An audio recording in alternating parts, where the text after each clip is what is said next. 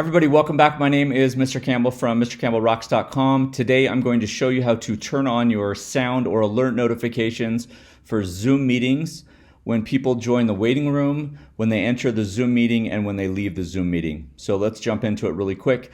Today I'm using a MacBook Pro for the main camera, and then for the other camera I'm using an iPad to show you what that looks like when somebody jumps into the Zoom. When you jump into your Zoom meeting here, you can invite people down here with participants. In order to turn those notifications on, when I click on participants, I come down to more.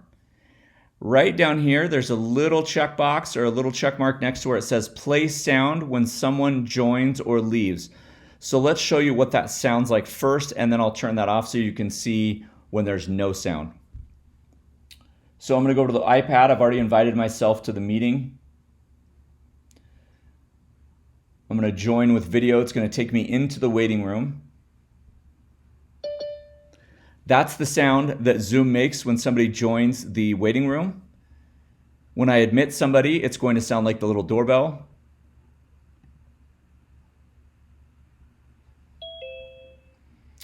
Now you can see that I'm in the Zoom meeting with myself, which is really weird, but I'm now going to leave on the iPad so you can hear what that sounds like when someone leaves your Zoom meeting. So there's that. If we go down to more again and we click on there where it says play sounds, just to make sure that that's unclicked, you're not going to hear anything, but I want to show you the process just so how important it is to have that clicked on so you know when people are joining the meet or joining the Zoom, joining your waiting room. So here we go. You can look right up here for the notification when I join this Zoom meeting in the waiting room.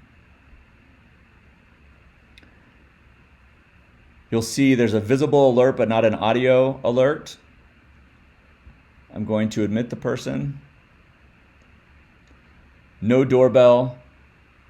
Now that person is in the Zoom, and when they leave,